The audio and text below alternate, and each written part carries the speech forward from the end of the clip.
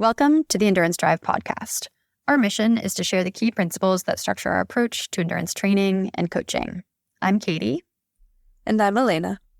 And Elena, I am so excited for this episode today. We brought back out the crowdsourcing, which we did a lot of together a couple months ago, and it's for a really, really important topic. I know, I am too. I always love hearing people in the community share their thoughts. So to everyone who did, thank you so much. It was just really cool to see people engaged in this way. So we are very excited to talk through it. Yeah. And so the topic of today, we are talking about the intersection of mental health and endurance sports. And this is a topic that I think we've just kind of talked about with each other a lot and definitely with other people in our community. But we felt like there are probably so many experiences that we could draw from our athletes, from our friends, from people who listen to this podcast who we don't even know. And people really delivered. So we're excited to dive into that. Although before we do that, we're going to start out with something a little bit different. Instead of our usual insights, we actually have some news from the endurance world that we thought was really important to share with our listeners. So, Elena, you were the one who actually first told me about this, and then I did a deep dive and learned a little bit myself. But let's talk about this spring energy controversy. Oh, yes. Yeah, I feel like whenever the ultra world gets drama, it's like in all of my feeds because it's so small and everyone's talking about it, or it seems like everyone's talking about it. I don't know. Maybe the broader community is like, I don't pay attention to this whatsoever, but drama. Yeah, so Spring Energy, which is the company that creates a bunch of these whole food gels, and I've actually relied on these gels almost like entirely for several ultras. I've started mixing in other ones that I feel like are cheaper and still good. The Precision Hydration I really like, and they actually end up having more carbs than Spring Energy because it turns out the Spring Energy has likely been intentionally or unintentionally, I'm not really sure how it could be unintentional, but I'm not sure, have been falsifying their nutritional information to the tune of, 2 to 3 times as many carbs and calories in their gels. So, for example, the main gel that this all spiraled out of control with was the Awesome Sauce gel, which was popular because it was claiming to have 45 grams of carbs and 180 calories in this gel that tasted kind of like sweet potato applesauce, and it went down really easy. However, the private lab or independent lab testing results, after a lot of people had suggested, oh, maybe this isn't the case because I'm not feeling the effects, or it seems physically impossible because I know what I'm talking about, and this doesn't seem to be able to be done in a gel that's only 54 grams or whatever. Summary is the results came back that it has about 17 grams of carbs and maybe 70 calories, so less than half of what was claimed on the nutrition labels, which is a real bummer, I think, for everyone who was trying to fuel appropriately and get the carbs they need for races, 1, and 2, just trust in nutrition labels and the company. And also, given that they were relatively expensive, I think it was somewhere around $4 to $5 a gel, which is a ton, feeling like you got ripped off, which is certainly how I feel to a certain extent. So yeah, I just wanted to put that out there in case anyone was or has been fueling with Spring Energy gels. Just know that this controversy is live right now. There's been a response from the company that hasn't taken ownership, but has mentioned that there might be some variable nutritional information across their batches of gels, which, again, to be over 2 times off is pretty stark. It doesn't seem like an aberration. It seems more like a never was possible kind of thing. But just know that's the case, and maybe find other fueling options, or if you still like it because it does sit well on your stomach, I think there's always a place for that. It can be mixed in. Just know that you're not getting the nutritional value that you were expecting from seeing on the label. Yeah, it is really disappointing. And I was super excited about Spring as well. I've used it, although I think I have had a similar sense where I'll have one gel and I'm like, that was supposed to be an 180 calorie hit, but I don't really feel like I got there. So it at least does make a little bit of sense now. And I think another upshot is you should always be mixing up your fuel sources. You never know what's going to happen. You might, for whatever reason, your taste might change mid-race. So having different options is really good. But if you've got, say, a drink mix that has 50 grams of carbs and you throw in 1 Spring per hour and 1 Fig bar, great, you can totally make that work. I agree, though. Personally, I don't really want to spend $5 on 17 grams of carbs. That's just absolutely wild. Yeah, agreed. Yeah. So anyway, that's Spring. If you're using Spring, we no longer really endorse it as coaches, but we're here for the drama, we would say. Yeah, here for the drama. It is honestly entertaining. I know it's upsetting for a lot of people, and so bummed about that, and apologies that I recommended it too in the past without knowing this is the actual nutritional information. I'm also bummed. But other options that we really like, Precision Hydration does seem to be great. They're 30 grams of carbs and cheaper. Science and Sport has also been used by a lot of athletes and people like it. Morton, I know people love too. I can't get over the jelliness of it, but I know people love it. So yeah, just other options out there. And sorry for the spring energy people. Yep, definitely not your fault. Okay, so transitioning from that, I think we're ready to dive into our main topic for today, which, as we said, is on this intersection of endurance sports and mental health. And I think first, maybe we should just answer the question of why we did this topic. And we got a quote that came in on our Google form. We'll explain what that was in just a little while. But I think it speaks to why it's really important to cover this topic in the context of our community. So one of our submitters said, I would say many endurance athletes are cut from the same cloth, meaning they are high achievers, look to challenge themselves, are constantly trying to prove themselves and others that they are capable. With this also comes high standards, critical eyes, and expecting the most out of ourselves. I would say there is a high intersection of endurance athletes who struggle with mental health in some way, shape, or form because of the pressures both we and society put on ourselves to be the best we can be. So this quote really exemplifies one of the reasons why we want to focus on this topic. But I think a really big caveat before we even get started is that everybody's experience with mental health is so different with their sport. Maybe it's related to sport, maybe it's not. And what we're going to do here is just share some of the experiences that we got. We've tried to do this on a lot of different topics before, but we are not here to claim that this is the end all be all or this is the only experience that people have. And we're also not experts. We're just coaches and athletes who definitely intersect with mental health a lot and are here to help our athletes and kind of ourselves optimize that in the context of sport. Totally. And I mean, just to reemphasize too, we are also not mental health professionals. We're not getting into diagnoses or digging into prescriptive activities. I think as people, we experience mental health like everyone, and just want to talk about those experiences in relationship to endurance sports because it comes up so often in our communities. Definitely.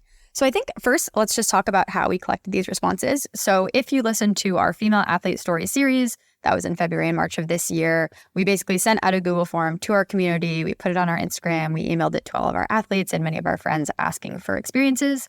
So we did that again for this question of mental health and endurance sports and the intersection between them. And it was just a single open-ended question where we sort of let people do whatever they want to and submit their form anonymously. And we were so grateful to everybody who sent back such really profound and detailed and vulnerable responses.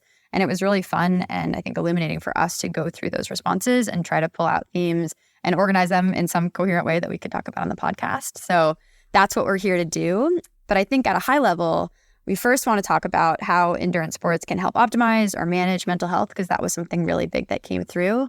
But then also how sometimes endurance sports can work at the detriment of mental health and how we think about that. And then we'll finish up with thinking about some solutions from our community and how we can kind of best get the best performances out of ourselves and, more importantly, just feel really good mentally as we go through sport and life.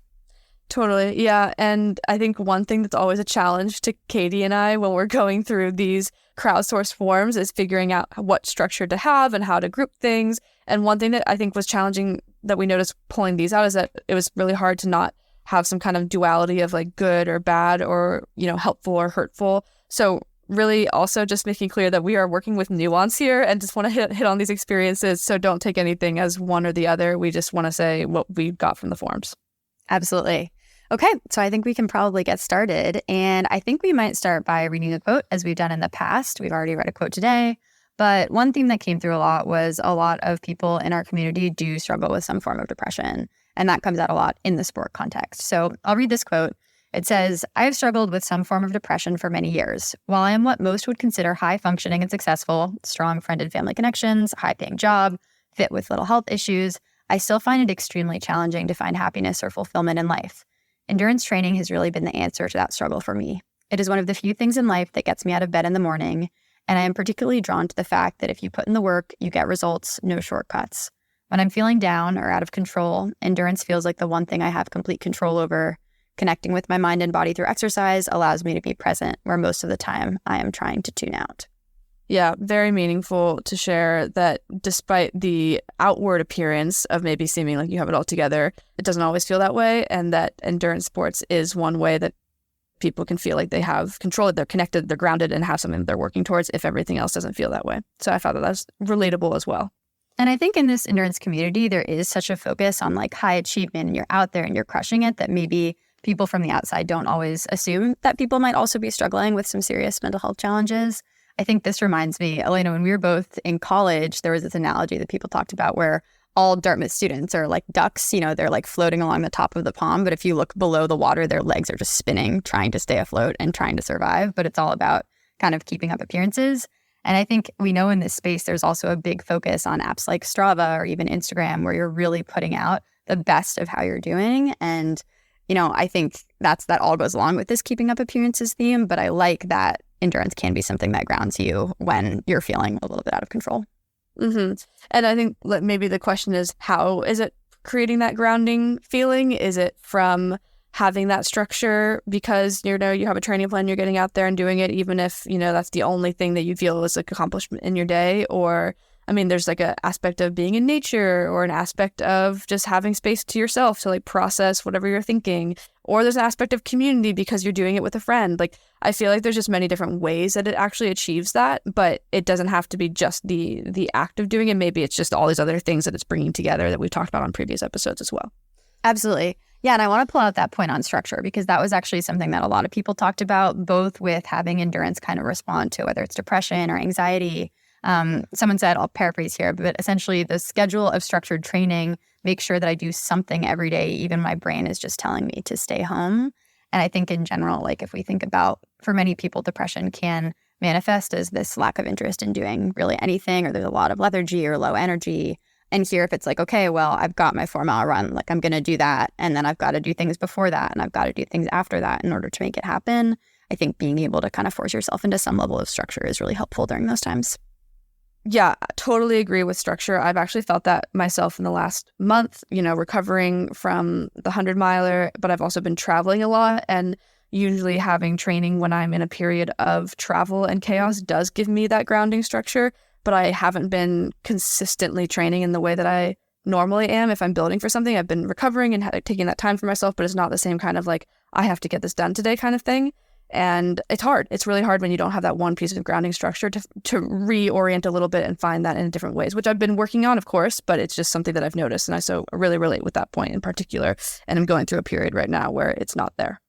And this might be jumping ahead a little bit to solutions, but I'm curious, like, how have you then managed that? If you don't have the run, what do you do to figure out some level of structure that's movement oriented, or maybe not movement oriented, to kind of feel stable in a lot of chaos? Yeah, definitely. It's a good question because I've worked through it very recently. I think we always have times where we don't have the same structure of specific training, or that's ebbing and flowing through the year anyways. But for me, it's been going on walks still, because I just like being outside. I think the why it's grounding for me is 2 reasons. It's the time in nature when fresh air, and the time with myself to process thoughts, like the introversion time. Of course, I love social runs, which I also do plenty of, but I also think that I get a lot of that, like just time with myself to process. So I've been going on walks, and then I've been also just trying to meditate actually and stretch, which is something that meditation is something that I've always been drawn to. And I go through periods where I'm really good at it, and I go through periods where I don't do it at all. And I think I'm in a period right now where I had gone to a period, I guess, where I hadn't done it at all, and my brain just felt kind of wired. And I've been just trying to do little bits, like it doesn't have to be 15 minutes. It can be 2 minutes. And if I'm just present for those 2 minutes, then I will feel that was a success. Even if I just tried and my brain was still being wired, and I at least noticed that my brain was wired. So I think just really lowering the expectations, and then just having time to get outside, even if I am not running, I'm just walking or doing something else. It's a really good insight. And I think we'll probably come back to that when we talk about just these broader solutions for if it can't only be endurance. But I'm glad that you've had the experience to kind of work through that in the last little bit. And hopefully regular training is also on the horizon very soon. Yeah, I'm getting back into it for sure. But I also think that experience relates to another quote that we had that was about like the positive outlet for having anxious energy, because when I've been wired like this, I haven't had that other like physical way of getting it out. And that's also been an aspect of it. And this person shared that, quote, I struggle with anxiety and perfectionism. Endurance sports gives me an outlet to spend energy that I may otherwise sit on the couch and scroll or say yes to drinks. Rather than doing these activities, I say no to going out with the excuse that I need to work out in the morning. The simple no or excuse has drastically changed my life. I've suggested cooking, bike rides, dog walks, or ice cream walks instead. This saves money and avoids the lost days to hangovers. I have ended friendships with people who only want to party because I really do not relate to them anymore. Interesting, the framing on this of just being able to do different activities. Obviously, I think everyone can still have fun going out and having a night out with friends, or I was just at a bachelorette party this weekend that was, we're definitely going out and having a good time with each other. But I do think that having the option to do many different things with your time is something that endurance sports gives the opportunity to have, and also to get out some of that energy that might be spent being anxious. Otherwise, you're just then maybe it's worn out through your physical activity. Like you're too tired to be anxious. Now you just know you did something and just have to go to bed and just get on with your day, which I have also found is something that in the last month without the structured training, I find my general baseline anxiety to be a little bit higher. And that was something that I was reflecting on. So this also stood out to me as someone else sharing that experience. Absolutely. And I think this actually speaks to this broader point about how, in general, endurance sports can be such a force for positive change with respect to mental health in your life, like making these little changes like, oh, I'm not drinking or I'm not doing things that at the end of the day make me feel a little bit worse on net. Again, a time and a place for everything. But when we take like, okay, what are the changes I'm making throughout the day, throughout the week, to the structure of how I do my life, I do think many people have seen this really, really big improvement, and that shine through in so many of our forums. People saying like, I was in a really bad place, and then I was able to pull in some level of movement, endurance. And that's probably one of the reasons why so many of us keep it around. It's just a big, big part of our lives. So thanks to this listener for giving us that perspective. Definitely. And then I think one of the other things that relates to that as well is just what I mentioned of processing your emotions and your thoughts. And someone else shared that as well. This is not, again, these are not all unique to us. It's really cool to see people being like, yeah, I do that too. So this person shared that I think that endurance training can help with stress and anxiety because, at least for me, being outside and moving my body is a helpful way to calm my brain down and take some time to think rationally about whatever is causing me stress at the moment. Totally. I think it just gives you space to step away from what is going on in your life and maybe have some realizations. I think that there's been times where I've been working on a really hard problem and gone on a run and come back and looked at it and been like, oh, that's the answer immediately. And it's just giving yourself and your brain a different way to engage and then come back to whatever you have going on your day and have a fresh perspective. So I find that very valuable with it as well. Yeah, it's almost like if you find that you're spiraling, like if I'm sitting inside and starting to spiral, if I just go outside and start moving, some of that can get unraveled. It doesn't always work. Sometimes I'll end up more tightly wound depending on what the circumstances are. But I do think that running or moving outside is one of the more meditative things that I do. I'm not very good at being like inside and just saying like, okay, don't be on your phone, don't be working, just take a minute. But when I'm outside, I do end up doing that to an extent. So I think it's almost like a meditation state. I need to be better about actual meditation, and I will need some lessons from you on how to do that correctly. But I can achieve more of a meditative state, I think, especially like trail running or something that's more kind of nature than workout oriented. Yeah, actually, that's really interesting to me. Like, have you noticed different kinds of meditative patterns when you're out running or biking? Like, what does your brain actually do in those moments that makes you feel like it's bringing you that calm? Well, I think in general, I'm focusing on things like nature, things like the movement of my body, and that type of very present experience does give my brain just a little bit more space. I think I have a tendency when I'm, say, like inside, for example, and I'm always like, well, I need to be productive and I need to be working and I'm going to be, answering emails or doing training peaks or coding or whatever it is. There always are about like 6 different things going on. And when I get outside, I am just kind of like zoned out. There's space for my mind to actually do its thing without as many distractions. But again, it has to be a very specific type of outside. Like it can't be, okay, I'm going out for a track workout and I need to be dialed and think about my intervals. It's like, no, I'm just turning my brain off. It has to be zone 2. It has to be chill. And I think for me, that's where I can achieve more of the meditative state. And sometimes, we've talked about probably like the flow state in running where like a minute will go by and you're like, whoa, I didn't even realize that I was running, but my body just did its thing. I think that's the point where I feel like I'm doing some more effective processing. And again, I don't get there all the time, but it's nice when I can pull that out. That's super interesting, yeah, because I feel like I might differ a little bit where I feel like I almost get more of the meditative aspect when I'm doing a harder workout or doing intervals, and the chill time I still love, and I still think it's very, very beneficial to me, but my brain can still like wander on some of the things that I was anxious about. Whereas if I'm having to focus on like doing something harder, I get myself through it by counting or like thinking about the time, focusing on my stride, focusing on my form, which is like the only thing I have to do is keep moving, and it's so simple. And I find that actually is weirdly meditative too, of just like I'm literally counting my strides, but it calms my brain in some ways. Yeah. And it's interesting because at the end of the day, I think we'll probably find this with all the points that we're making. Like there is not one answer on any of this. It really is just kind of figuring out what works for you, just like we do with fueling, just like we do with pretty much every other thing in the endurance space. There is no ground truth about what's going to help. manage mental health. And I think, we can try different things. I've used a lot of different mental strategies for getting through hard things. Some of them don't work at all. Like I will try something and focusing on my breathing freaks me out because I'm like, uh-oh, I'm breathing pretty fast. Like I'm panicking. This is not good. But staring at a tree that's like 300 yards away and just saying, okay, I'm going to focus on the tree. That really works well for me. And other people, they love grounding in their breathing. So I think there's so many different ways to be able to get out of that. Yeah, but maybe that's the point. It's like your journey of figuring out what works for you, which can help with how you handle stuff in general, right? It's like understanding what works for your body and then using that in the long term for things outside of endurance sports. I think another huge theme that we saw come across was just the idea of resiliency and how people have found endurance training to be helpful for building resiliency or practicing resiliency. We had a quote that came in that said, "I have so much gratitude for movement and endurance sport. I've leaned on it to be what I've needed so that I can endure mentally tough things."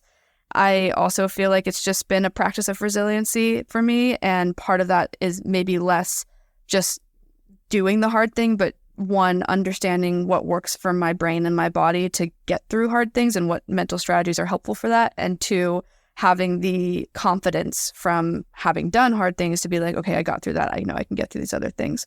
And I think that's true for what a lot of people have shared. So yeah, it's just a journey for figuring out, I think, what makes you a stronger and more confident person. Yeah. And to dig in that a little bit, can I ask you, like, if you're going through something hard, work is stressful or interpersonally or whatever's going on, you have a lot of like stress or anxiety about it. Do you actually tell yourself, well, I won Canyon's 100 mile and it was awesome and it was really hard and I got through it? Or is it more of like I've had this feeling before? How do you like actually do that process in your head? I love that question. Okay, I might have to go on a little bit of a longer tangent, and if it's too long, we can just totally cut it out. But it's funny because you mentioned Canyon's 100, and I've been in a period this last month and change that has been a lot like this, where I've felt overwhelmed. I'm not sure if I can get everything done, and I'm, anxious, more anxious, and I'm not running in a structured way. I'm still recovering. And it's all coming off of this race that went really well. So it's like, okay, I've been thinking a lot about what's going on. And for additional context that is personal, but I think it makes sense to share here because I can't share it without it. Like the day after Canyons, one of my close friends died from cancer, and I hadn't known that she was sick in the first place. She was at my wedding several months before and was totally fine. And then this happened really, really quickly, and she hadn't even had time to kind of tell all the friends that this is happening. So it was really shocking and also just really tragic.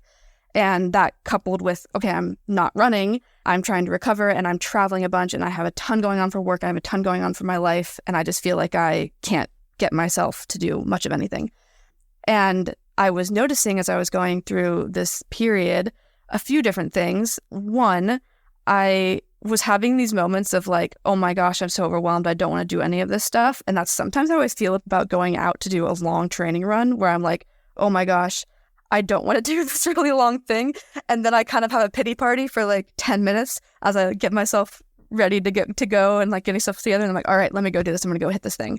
And I think I had that period with how I was approaching the challenges in my life in the last month too, where I was having a bit of a pity party. Like, I don't want to do this work stuff. This isn't fun. I'm so overwhelmed by all these different things. And then I was like, no, you know how to get through hard stuff. Like now it's time to like make a plan and attack it, and you can get it done. And I think that was something that I've learned from running because I have done that so many times with training runs before. And so I was like, okay, time to like dial in after I had my little pity party, and here's everything I have. Here's my list, structure up my calendar, make sure I can do all these things. And I know it's temporary. I don't want to always be operating on this level, but this is what I need right now to get through. And that's been, I think, a really helpful practice for the last, month and change.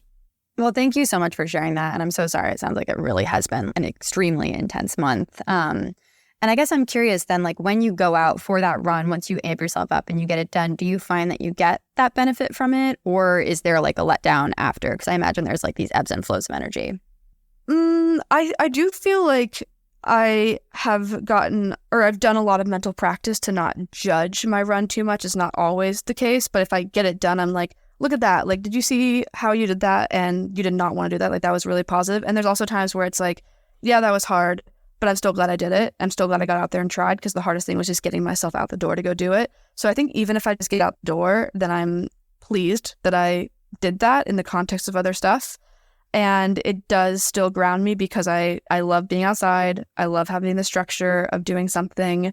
And I like to show up for myself. I think it's like a practice of just, I committed to something and I want to show that I can do it. And of course, I have learned how to be flexible with that and also to find the joy in that. But it's taken some time maybe, and I should reflect maybe on how I got to that point. But I don't find myself focusing on the results of the activity as much as just the fact that I got out the door. Yeah, and I think we saw the phrase get out the door about like 3 or 4 times in this forum. I think in general, if you're really having a tough time, just not judging how it's going to go, but getting out the door is a great place to start. And maybe you get out the door and you run for 10 minutes and you're like, yep, that's all I've got today. This is what I'm doing. But I do think there is like you build that resilience data point just in getting out the door when you really don't want to, because I agree that can really be the hardest part. Yeah, absolutely. And I'm curious also kind of questioning it back to you, Katie, because you're also on the move a ton and traveling here and there and trying to get the structure in. Like, how have you focused on getting out the door versus the results? And what's that balance for you when you're just in this periods of chaos when you're traveling a bunch? Yeah, it's a great question. And I think I've definitely gone through periods where I'm super dialed and I hit every single workout perfectly and I'm hitting my intervals and things are great. But when I feel like my mental health is starting to slip, I can't have that type of structure in the workout. I would like the structure in the movement. I want to get outside. I want to do something. But this was something I've talked about this on the podcast previously, but last year, right before I'm in like Placid, I hit like a really, really low point. And first I was trying to hit my workouts. It wasn't really working. I was kind of making it partway through and then quitting the workout. Then I was transitioning to more of like, okay, I just need to go and be on trails for a little while.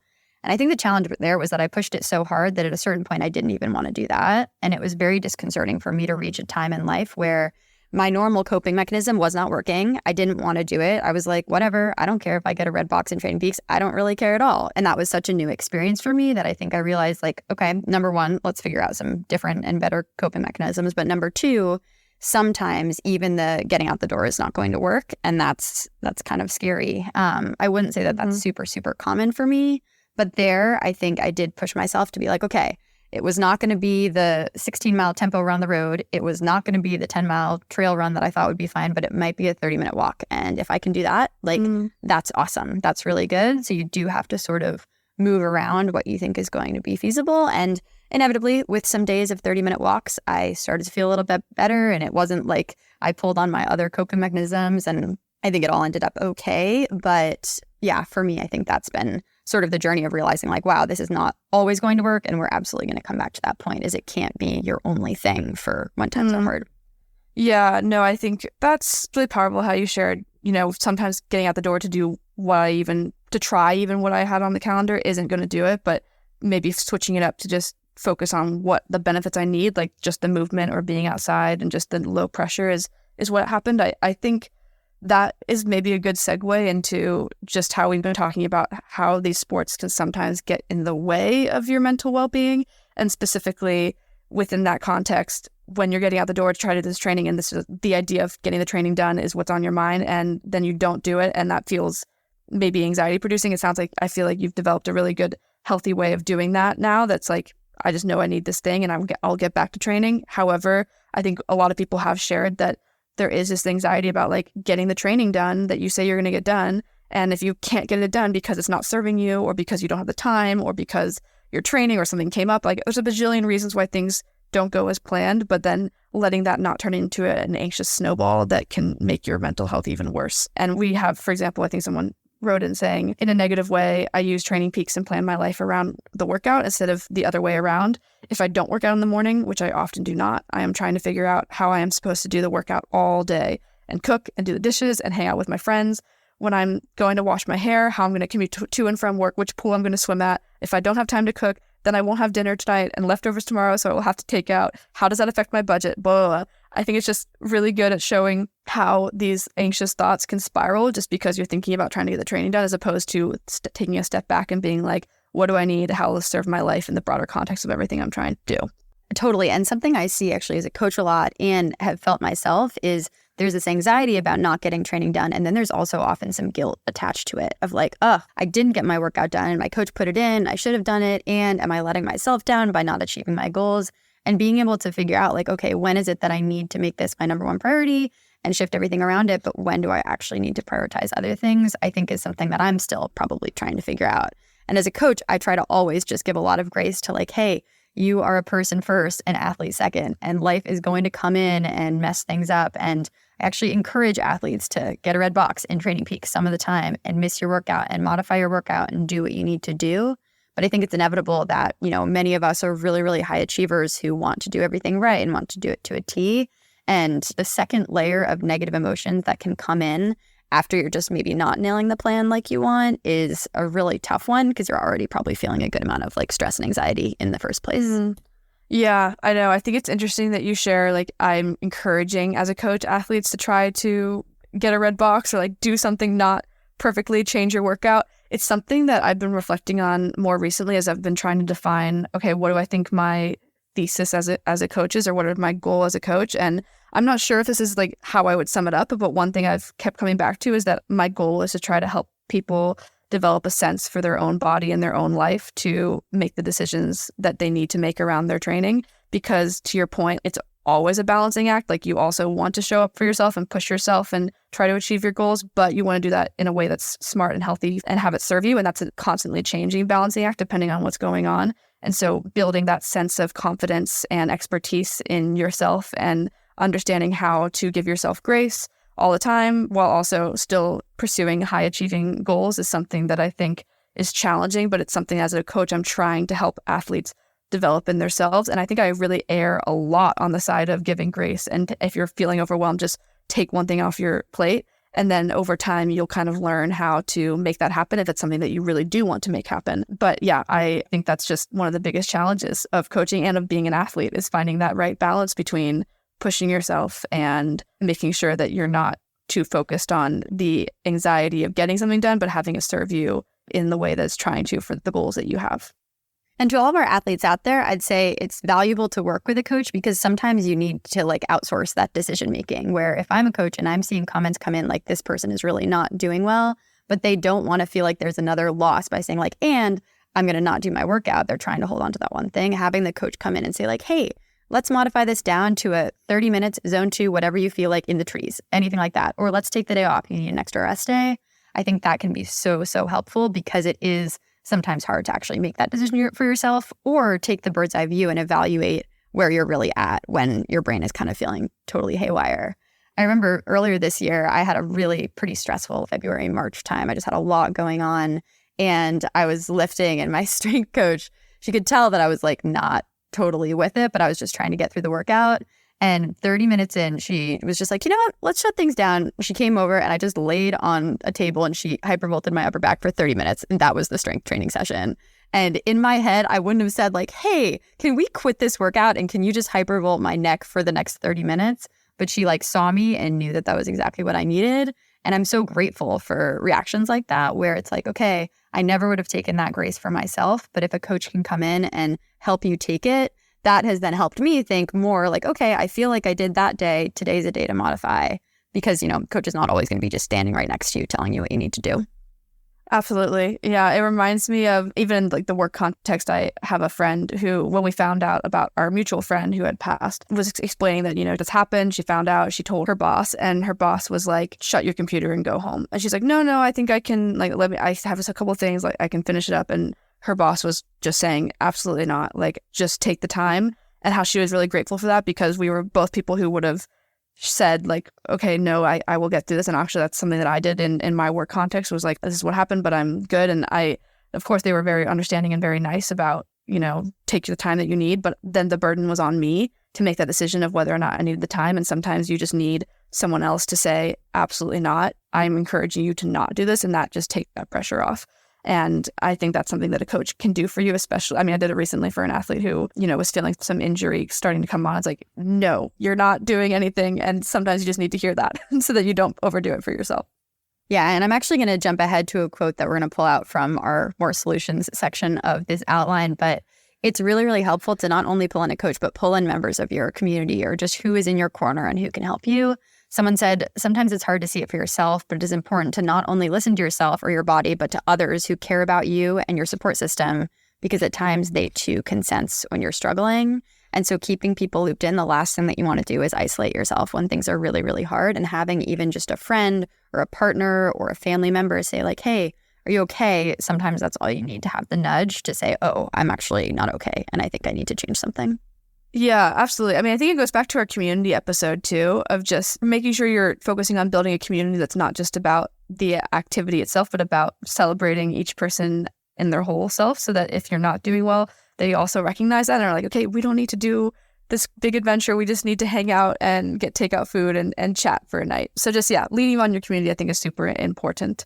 And I also think that maybe is a nice transition to the aspect of having fun with the activities you're doing, whether that's through a community or just because you're enjoying the movement. Another thing that I think people brought up as something that can be hurtful is just if you're so focused on the results and not focused on the joy of the activity or the pursuit, then it will get in the way of your mental health in the long run. Someone wrote in saying, I think it can hurt mental health because I know that I tend to place a huge emphasis on the results of a race or on a training run and can sometimes lose the sense of joy that running gives me. So when that happens, I usually take a step back and remind myself that this all started because I think it's fun and it still should be. And so, yeah, just simply remind yourself that it's supposed to be fun. If you're not having fun, ask yourself what you can do to bring the joy back in. If that's just running like a kid for a few minutes or, making sure you're doing this with friends and having some chats about other things than just focusing on, hitting something really hard. I've also fallen into the trap before of focusing on the results at the end of a training run. And instead of focusing on, okay, I'm out here moving, let me stop and take that picture. It doesn't matter if I, am doing this perfectly. I just want to make sure that I'm enjoying where I am. Yeah. And one related point that came through, this was someone who had talked about their kind of professional career took off. And they said, at some point, I evolved a lot to the point where my performances were checked or analyzed or judged by the public eye. That's when I started to control everything I thought I could regarding my performance, sleep, nutrition, not getting sick. Now I can see more clearly and I can say that it's impossible. And I was at my best when I wasn't putting pressure on myself and was going to a race to have fun instead of trying to achieve a certain specific time, which is crazy because it seems like we have control over our final time, but we don't. When I leaned back into focusing on the process and enjoying the day-to-day training, my mental health got so much better. And Elena, this actually made me think of you a little bit because, you are really excelling at this high level, but I'm curious whether, more people paying attention to your results has inserted some level of stress or if you're really just creating that boundary of keeping the fun in it.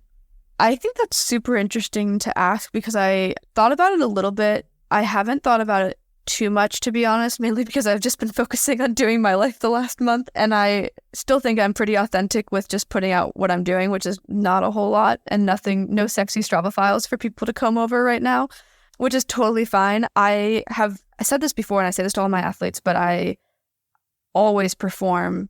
I think it's safe to say always. I think I always perform much better when I don't place really high expectations on myself and I'm trying to focus on having joy and fun with the process or with the race in particular and cultivating that mindset of positivity, which I think is a practice. And I've practiced that enough that I hope that I will be able to maintain that in races to come. I think where it comes down to matter to me is how I'm accurately reflecting where I'm at and the journey. And I am hesitant to be like, I don't want to be so overboard on Strava or on Instagram being like, this is everything that's going on and here's my thoughts on it and here's my reflections. But I do want to reflect that, I'm still having fun. I'm doing these things and I'm not trying to push myself too hard and make that seem okay to other people. So yeah, but I think the summary is that I do think about it. I don't think I care enough for it to affect how I'm approaching stuff at the moment, but hopefully that doesn't change because it's so early in this journey for me. Totally. And I think you're doing an amazing job of being authentic about where you're at. At the end of the day, that's something that I like to see the most on Strava is some level of authenticity or Instagram or whatever it is. I don't like it when people are always putting out like the highs and this is great all of the time because I just think that's not realistic. So even if you do go out there and it's a tough day, I imagine that you would be authentic about that. Or if you go out and it's an awesome day, I don't know. I think that's what I really like to see. And that's what I find the most relatable when it comes to like these pro level athletes as well. Mm-hmm, definitely. Yeah, I respect that a lot in people if they can just share the highs and the lows because there are plenty of lows. So for sure. Yeah. Next one here, I think this is relevant that we could talk about is the idea of how endurance sports maybe either attracts a kind of addictive personality or can breed some level of like addiction or at the end of the day, just only relying on endurance as your form of coping. We were just talking about that a few minutes ago. But someone said there's a fine line somewhere in this training game between glorious endorphin euphoria and crossing over to the crash of burning out, tiredness, and mental lethargy. I have no scientific proof to this, but I believe there's also a fine line for someone that may have a bit of an addictive personality or struggle with some depression or mental health diagnosis where too much is not a good thing. I also think we don't preach the message enough of savoring the downtime when the inevitable injury sidelines us from the training.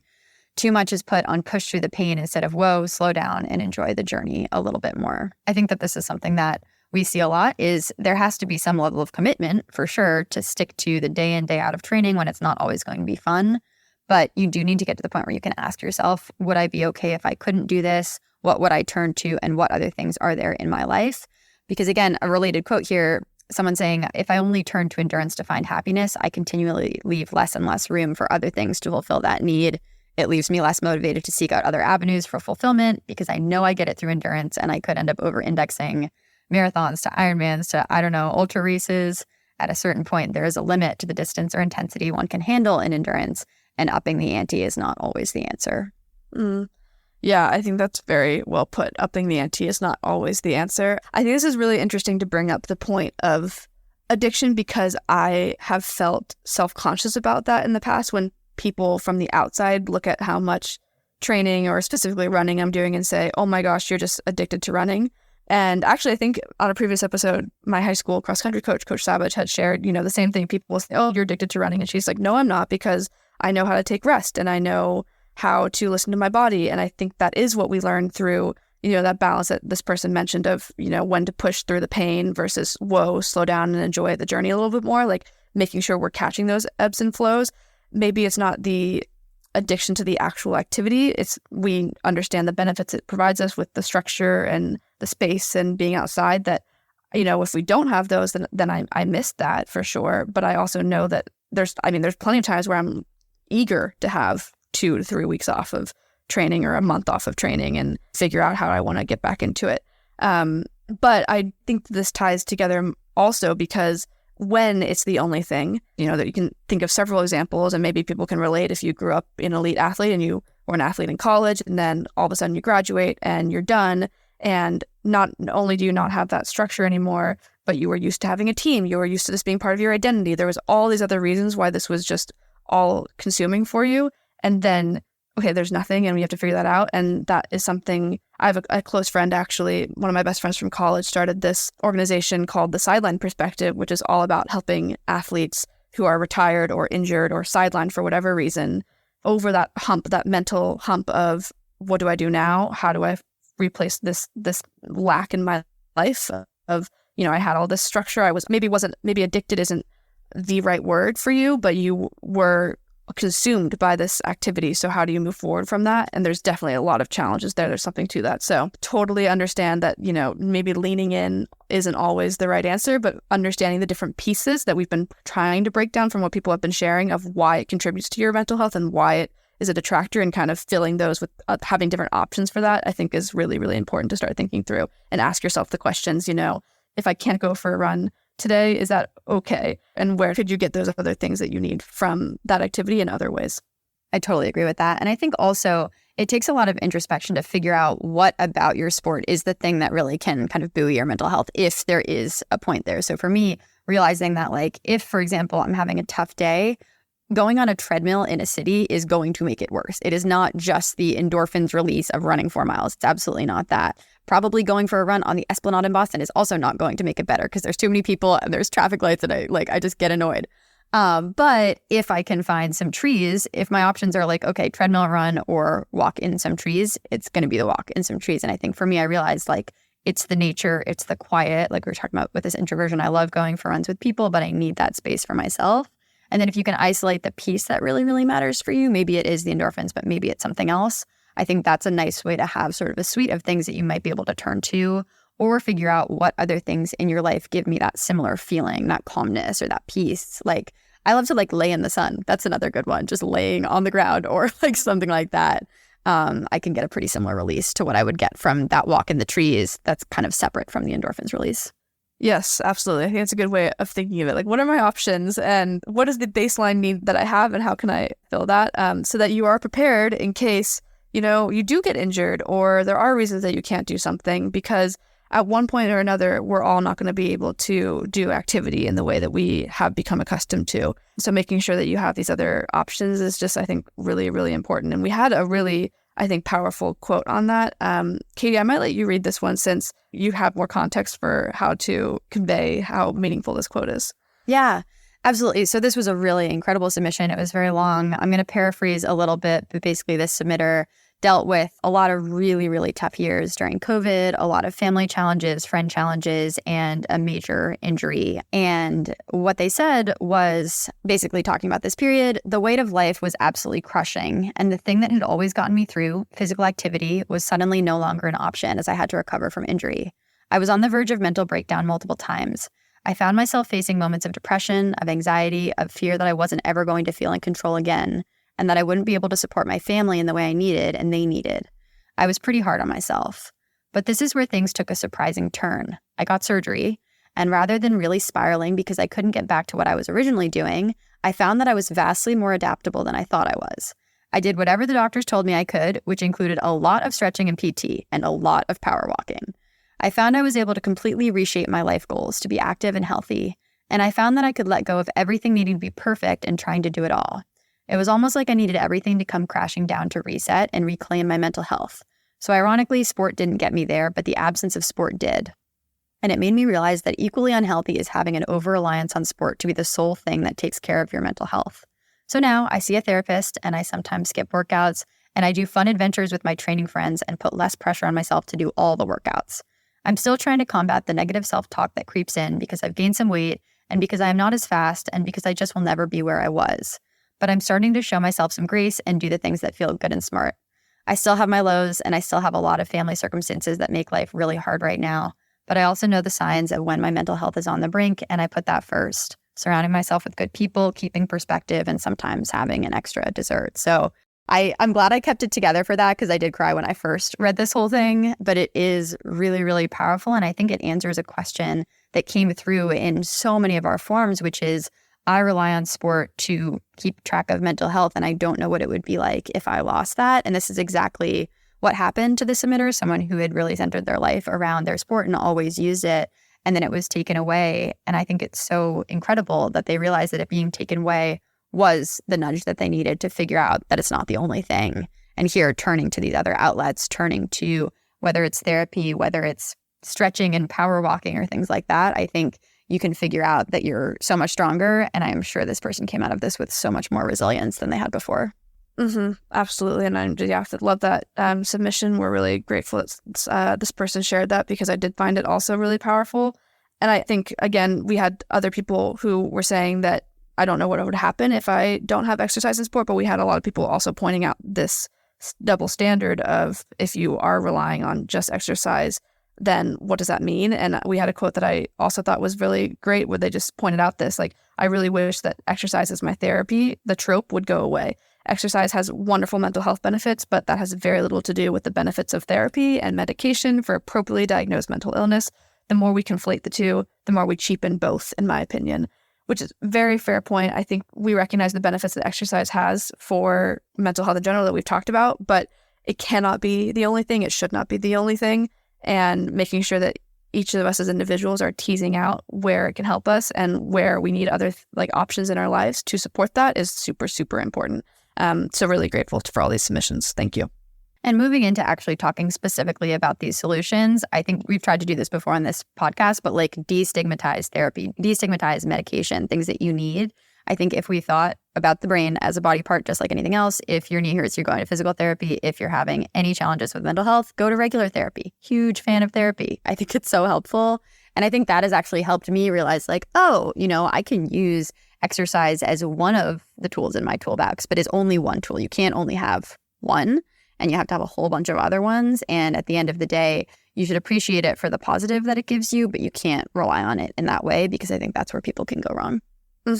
Absolutely. And we had people who shared additional tactics. I think we've kind of hit on a lot of these, but maybe just to list out how other people have shared things that work for them.